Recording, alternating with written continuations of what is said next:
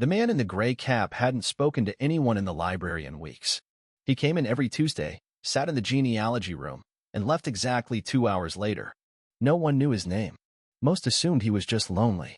But when a teenage volunteer tried to help him one afternoon, she found him staring at a photograph older than the building itself. A black and white image of a chopper crash in the jungle. And one name, circled in red ink, her grandfather's. Before we begin, tell us where you're watching from. And don't forget to like the video. The Arlington Springs Public Library didn't get many visitors these days. Not in the back room, at least, the one with the microfilm scanners, dusty filing cabinets, and silence so thick it felt like you could choke on it. Most people avoided it. Except for him. Every Tuesday, just before noon, he arrived wearing the same thing, a gray wool cap, weathered brown jacket, and boots that creaked like they remembered more than the man did. He never used the computers. Never borrowed books. Just sat at one of the microfilm viewers, scrolling slowly through page after page of old newspapers. His name wasn't in the library system. He never gave it.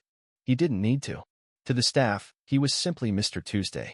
Jamie, the volunteer who worked the noon shift, was 17 and curious in a way that usually got her into trouble. The first time she asked if he needed help, he looked at her like she'd interrupted a funeral. So she never asked again. But that week, something changed. He came in late. His movements slower, one hand trembling slightly as he set his satchel on the table. Jamie noticed, but said nothing. Then she saw what was in front of him. It wasn't newspaper this time. It was a photo, black and white. 8 men standing in a clearing. Trees scorched behind them. A downed helicopter visible in the background. Faces young. Eyes too old. One of them looked familiar. Jamie leaned in, careful not to make a sound. Her breath caught. The man in the center, he looked like her grandfather. Before the dementia. Before the hospital bed and the oxygen tank. She'd seen that face in framed photos at family dinners. But she had never seen this picture. She stepped back too quickly, knocking over a stack of folders. Papers scattered like dry leaves. Mr. Tuesday turned slowly. Jamie froze. I'm sorry, I didn't mean to. He stared at her for a long moment, then looked back at the photograph. His voice, when it came, was low. Steady. You said your name was Jamie? She nodded. He reached into his jacket and pulled out a folded slip of paper. Do me a favor. Take this home. Ask your grandfather if he remembers that day. She hesitated, then took it. A map. Rough. Hand-drawn. With 2 names written on the bottom corner. R. Mallory. G. Beckett. Her grandfather's name was Richard Mallory, and she had never heard the name Beckett before in her life. That night, Jamie sat at the kitchen table, the map unfolded between a plate of leftover spaghetti and her untouched glass of milk. The paper was thin, the edges worn, like it had lived in someone's pocket far too long. It smelled faintly of sweat and smoke. Her grandfather, Richard Mallory, sat in his recliner across the room. Oxygen hissed softly beside him. The TV played a muted rerun of MASH *, but his eyes weren't on the screen. She held the map up. Grandpa, do you know what this is? His gaze didn't move. She tried again. It's from the library. A man gave it to me. He said you'd remember this day. At the word, remember, something flickered in his eyes. Jamie crossed the room and placed the map in his lap. Slowly, he looked down. His fingers, gnarled from age and arthritis, hovered above the names at the bottom. Beckett, he whispered. Jamie's heart skipped. You knew him. A long silence. Then, we lost him. She sat on the arm of the chair, careful not to disturb the tubes. In the war. He nodded slowly. Cambodia. 1971. Not supposed to be there. We weren't even told where we were going. Just dropped in and told to retrieve a downed pilot. We were expendable. Jamie stared. You never told anyone this.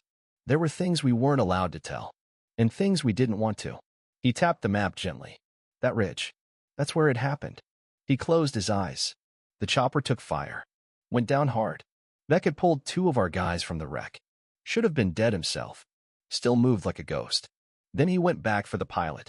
That was the last time I saw him. Jamie whispered, Did he die there? Her grandfather didn't answer. Instead, he reached to the side table and pulled out a small wooden box. Inside were dog tags, old patches, and a photo, a black and white snapshot of 5 men beside a riverbank. Beckett was in it. Same sharp eyes. Same calm. Her grandfather handed it to her. He saved my life. And we left him. Jamie's voice was shaky. The man at the library. He didn't say his name, But could it be him? Richard leaned back, his face pale. I buried that day, he said. I thought he was gone. Jamie folded the map carefully. Then we have to go back. Next Tuesday. You should come. He didn't answer, but his eyes never left the map. At school the next day, Jamie could hardly focus. Every free period she spent on the library computer, searching names, dates, unit reports. Beckett brought up nothing concrete. No obituaries. No military citations. No confirmation. Just one thing. A mention in a 1972 classified briefing, declassified in part.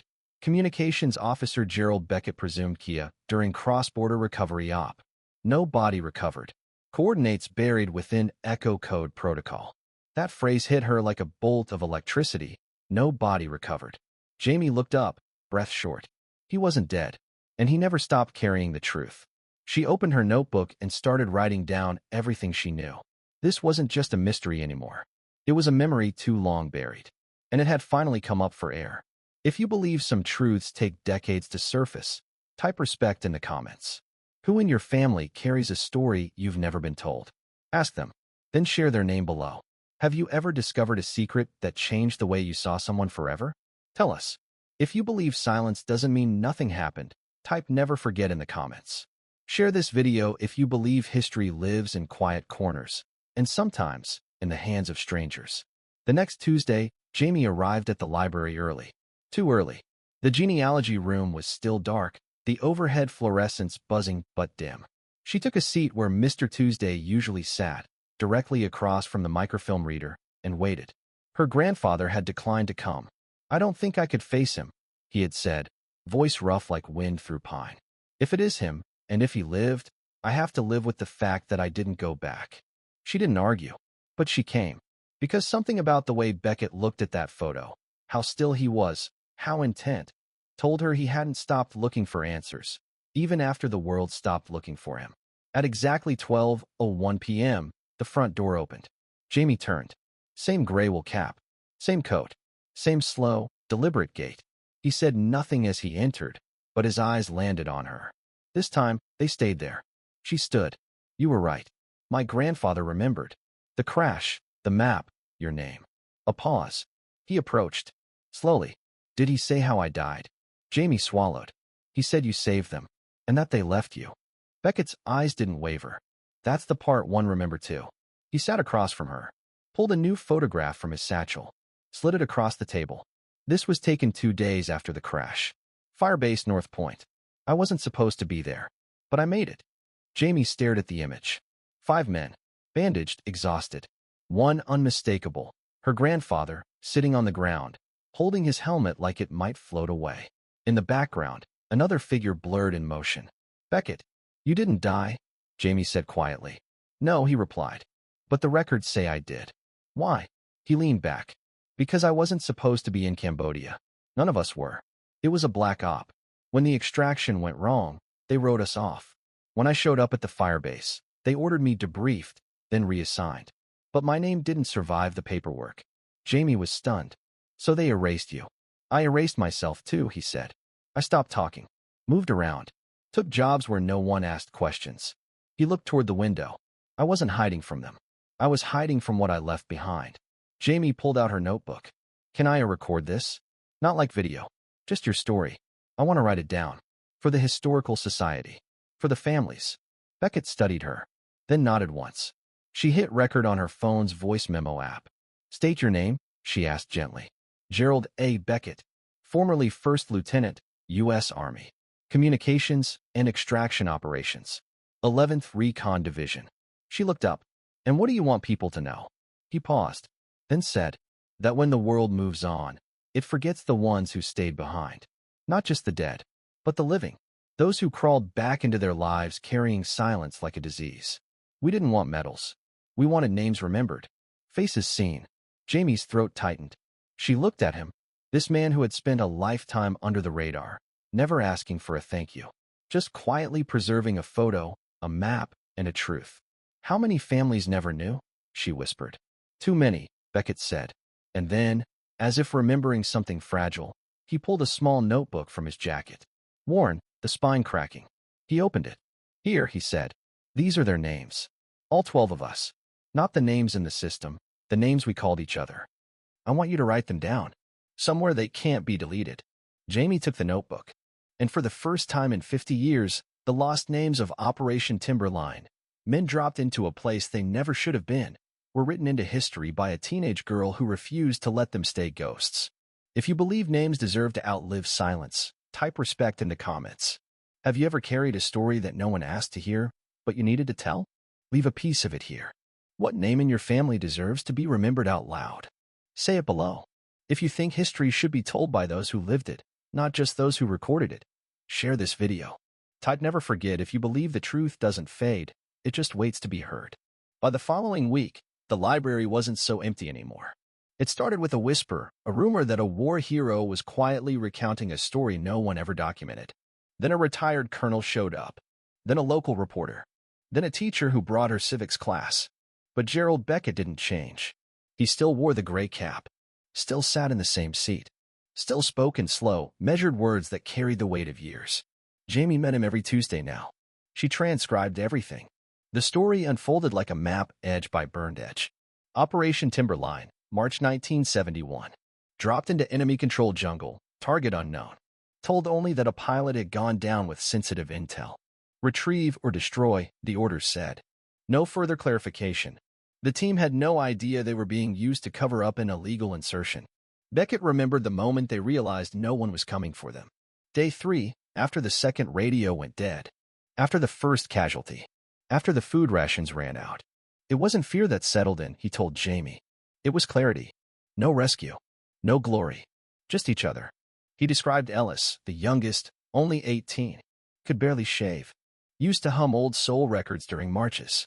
And Trent, the medic who kept laughing to keep from crying. And her grandfather, Mallory, quiet, reliable, always last to eat. Beckett remembered each man. And he remembered the chopper crash like it had happened last week. Mallory and I dragged the wounded out. Trent stayed back to patch them. Then the second wave hit. Mortars. Fire. I grabbed the map and radio. Mallory yelled that we had to split. I didn't want to. His voice dropped. But I ran. Jamie could hardly breathe as she typed. Outside the room, the noise of the library faded. That week, the local news aired a segment, Unknown Hero, the Forgotten Survivor of Timberline Speaks. It ran for 3 minutes. The next day, Arlington Springs was on fire. People wanted names, records, citations, but there were none. Jamie watched as a senator's aide called the library asking to verify Gerald Beckett's credentials. The clerk said, "You'll have to ask him yourself. He's in the back, telling the truth." Her grandfather called that night. He'd seen the segment. "I watched it twice," he admitted. "I forgot the sound of his voice. But when I heard it, I remembered everything." Jamie asked him if he wanted to come. He paused, then said, "Next week." When Tuesday came, Richard Mallory walked into the library with slow, deliberate steps. He wore a tan jacket with a single pin, Vietnam Service Medal. He entered the genealogy room and stopped when he saw Beckett. Their eyes met. 50 years vanished in a second. No words, just silence. Then, a slow nod. And 2 old men sat side by side at the table, opening a notebook of names they thought the world would never say again. If this reunion moved you, type respect in the comments. Have you ever reconnected with someone you thought was lost? Share what it meant. If you believe truth has no expiration date, leave your thoughts below. Who in your life carried a burden they never spoke about? Say their name so we remember. Type never forget if you agree every story deserves to finish being told. 3 weeks later, the library meeting room couldn't contain the crowd. Folding chairs spilled into the hallway. People leaned against bookshelves, whispered questions, passed notes. A few held faded photographs, fathers, brothers, uncles they believed might have been part of Timberline. One woman had a shoebox of letters her dad wrote from Southeast Asia, never mentioning any location, only the phrase, "We're somewhere we shouldn't be." Beckett sat at the head of the table, not because he wanted to lead, but because no one else could speak what he had lived. Jamie organized the sessions now. She photocopied the transcripts, mapped out each team member's movements based on Beckett's memory, and cross-referenced them with declassified fragments. Each Tuesday, new pieces surfaced. The biggest came when a Vietnam vet named Carl Ashby drove in from 3 towns over. He brought a duffel bag that hadn't been opened since 1973. Inside, a torn field manual, half-burned orders, and, most stunningly, a field photo of Gerald Beckett taken days after Timberline, standing in front of a signpost that read Camp Foxglove. Jamie blinked. That's not a base I've ever heard of. Carl grunted. You wouldn't have. It was wiped from the records after the war. Probably didn't even exist on paper for more than 6 months. That night, she sent the image to a military historian she found online. The reply came within hours. Camp Foxglove was part of Operation Blackveil. All units deployed there were given temporary identities. Most post-op debriefs destroyed in the 1980 purge.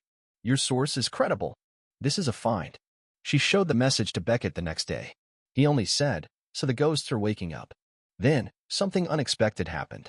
Jamie's story, initially a small blog series titled Tuesdays with Beckett, was picked up by a national veterans advocacy network. They offered to fund a memorial wall, 12 names, carved in stone, not for medals or politics, but for closure. Beckett refused at first. We don't need stones. We need memory. But Richard Mallory took his hand one evening and said, Jerry, memories die in one generation. Stone lasts longer. So he agreed. The town council voted unanimously to donate space outside the courthouse. A black granite slab was commissioned. No grand ceremony. No press conference. Just 12 names. The night before the dedication, Beckett and Jamie visited the unfinished site. The wall was quiet in the moonlight. She traced her finger across the names already etched. You did this, she said. No, he replied. We did. You listened. She turned to him. Do you ever wonder why you survived? His voice was tired. Every day. Jamie hesitated. I think maybe it was so someone would remember the others. He didn't answer, but his hand tightened slightly on his cane. Then, softly, he said, tomorrow. I'll read their names. You want me to introduce you? No, Beckett said. I think I've been invisible long enough. If you believe some monuments don't need marble to matter, type respect in the comments. Have you ever uncovered a hidden piece of your family's history? What did it change? Who's someone whose story you think deserves a wall? Say their name below. Let them be seen. If you believe forgotten doesn't mean gone, share this video.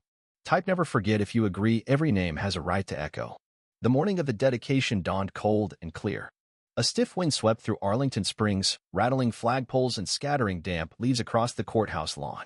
The sky, a sharp pale blue, seemed to stretch endlessly over the small crowd that had gathered in folding chairs arranged in front of the new black granite memorial. 12 names were etched into the surface. No rank. No dates. Just names. Because that's what Beckett had asked for. No ranks, he told the mason. No branches. Just the names.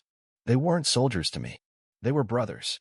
The mayor gave a short speech, full of words like sacrifice and honor, but his voice was distant to most. Everyone was waiting for Beckett. When he rose from his seat and approached the podium, there was a hush. He wore the gray cap still, jacket buttoned to the neck, one hand on his cane, the other holding a sheet of paper folded into quarters so tight the edges had frayed. He unfolded it slowly. I'm not here to be thanked, he said, his voice steady but quiet. I'm here to finish something. He looked out across the crowd, students, veterans, families of men who were never officially declared dead, only disappeared on the wrong side of a border no one acknowledged. Operation Timberline never made the history books, he continued. We weren't supposed to be there. No medals. No funerals. Just files marked classified and then erased. But these names, he turned toward the wall, they mattered to me. He paused. Ellis Crane. Trent Dawson. Malik Freeman. Peter Cho. Alan Sims. Rafael Cortez. Jonathan Yates. Dennis Talbot. Louis Marrero. Mark Singh. Walter Green. Then he stopped. One name remained. He looked down, then up. And Beckett. That's the 12th name. Mine. Not because I want to be remembered, but because I lived. And they deserve to have someone who remembers. Silence. Then someone in the back, an old man in a leather flight jacket, rose to his feet and saluted. Then another. And another. Until half the crowd was standing, hands at brows, hearts, or simply folded in front of them. It wasn't loud, but it was heavy. The weight of decades settling into a place where it could rest. Later that day, Beckett sat on the bench near the wall, alone. Jamie joined him, holding 2 cups of hot tea. She handed him one. He took it without looking. Do you feel different? She asked. He nodded. Lighter. She waited. Then asked, what happens now? He turned to her, and for the first time in months, he smiled. Now. I go home. And I stop carrying silence like it's a uniform. She nodded. You going to keep coming on Tuesdays? He looked out at the horizon. Only if you bring the questions. That evening, someone left a folded American flag at the base of the wall. No note. Just 12 roses. 12 names. 12 stories that finally had a place to belong. And in that small town, where history had almost been lost to dust and time, a girl with a notebook and a man with a map had drawn memory back from the brink. If you believe silence doesn't mean peace, type respect in the comments. Have you ever heard a story that changed the way you saw someone forever? Share it below. If you believe every name deserves a voice, say their name in the comments. Who in your life waited too long for recognition? Don't let them stay in the shadows. Type never forget if you believe the most powerful history isn't in books, it's in people. Winter deepened its grip on Arlington Springs. Frost clung to rooftops like silver moss, and even the library's old windows groaned under the weight of morning cold. But still, every Tuesday Beckett came. Not for fanfare, not for memory, even, but for habit. It had been months since the wall went up. People still visited, veterans, families, students. Some brought paper and pencils to etch the names. Others just stood and whispered thanks into the stone. But the storm of attention had passed, and Beckett preferred it that way. He'd begun helping Jamie catalog forgotten military reports, sorting unscanned newspaper reels, compiling names that never made it into databases. She called it Project Echo. Not officially. Just between them. We're not building a museum, he told her. We're stitching a wound. On a gray Tuesday in January, Beckett arrived early. Jamie was already there, sorting photographs into piles. Got something for you, she said, handing him a manila envelope. Inside, a typed letter from the Department of Defense. Official seal. Real ink. It read, Lieutenant Gerald A. Beckett, in light of recently verified testimony and surviving records. The department hereby recognizes your participation in Operation Timberline and acknowledges the actions taken under hostile conditions which directly resulted in the survival of multiple personnel. Your service record will be amended accordingly. No medals. No back pay. But it was there finally. Beckett folded the letter, slid it into his jacket, and said nothing. Later that day, Jamie received a call from a woman in Oregon. Her brother had served in Vietnam and was listed MIA. She'd read about Beckett and Jamie's work online. He always said he wasn't where the government said he was. I think maybe you can help me find the rest of him. They added his name to the research log.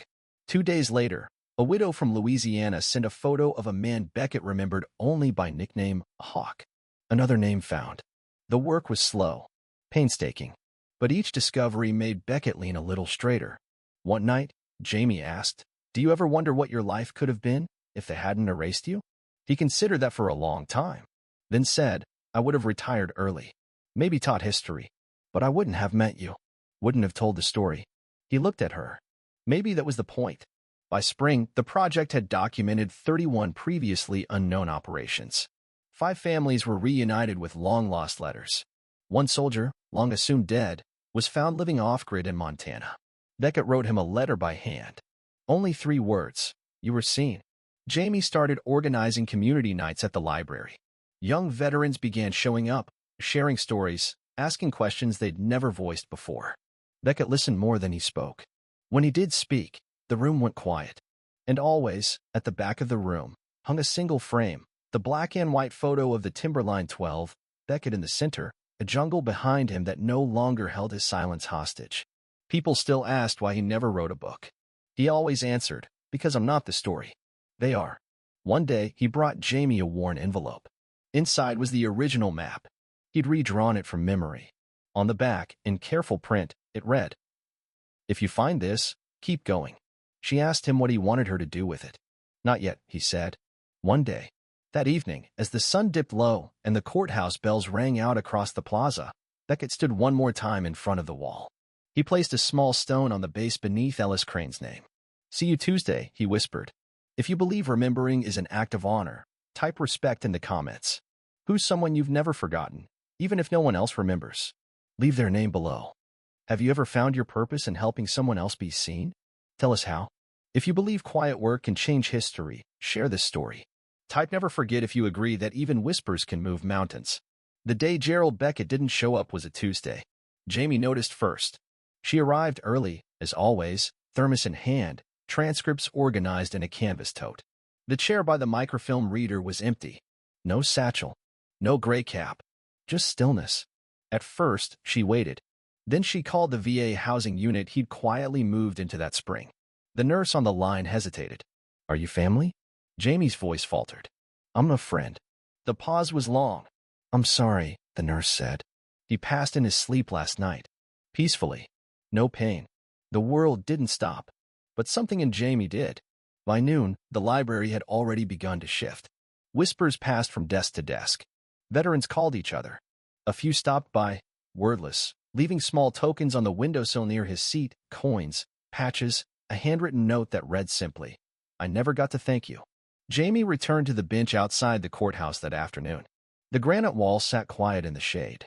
The 12 names, his among them, caught the fading light just enough to glint. She pulled the map from her bag, the one he gave her, turned it over. If you find this, keep going. That night, she made a decision. She scanned every note, transcript, document Beckett had ever shared.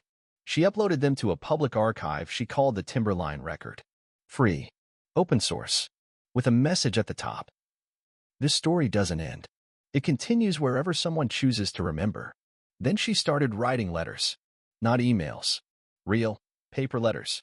To senators, journalists, military historians. She attached photos, testimony, official DoD recognition documents. One letter found its way to a Department of Defense analyst in D.C. 3 weeks later, the analyst replied, We are reviewing the Timberline file in full. The process of recognition for unacknowledged operations has begun. Lieutenant Beckett's testimony is now part of the National Military History Archive. Jamie printed the letter and placed it under Beckett's photo at the library. Below it, she wrote, Now they know. The memorial plaza began to fill with more than flowers. Students came. Families brought sandwiches and stories. One day, a boy left a small wooden replica of a Huey helicopter. On the tail, he'd carved, for the ones who made it back invisible. Jamie started Tuesdays without Beckett, weekly storytelling nights. Each session opened with 12 seconds of silence. Then someone, old or young, told the story of a veteran in their life who never asked for attention, but deserved it. And always, Gerald's name was spoken first. Months passed. The wall never changed. But the people around it did. More listening. More remembering. Less assuming. One fall morning, a woman visited from out of state. Her father had always said he survived something no one believed. Jamie showed her the Timberline file. Her hand shook as she traced a name. This one, she whispered. He pulled my dad from a fire. My dad said his name was Beckett. Jamie smiled. He never stopped saving people. Before leaving, the woman placed a candle at the base of the wall. Lit it. Then whispered, Thank you, Jerry. As dusk fell and the candle's light flickered against the stone, Jamie sat on the bench and watched the quiet. Not empty. Not forgotten. Just echoing. If this story stayed with you, type respect in the comments. Have you ever witnessed someone remembered too late, but powerfully? Share below. Say the name of a quiet hero you know. One comment could honor a life. If you believe legacy isn't about medals, but about who we lift, share this. Type never forget if you agree every hidden story deserves a final chapter. If you like this story, please like and subscribe to the channel. Let YouTube promote stories of kindness.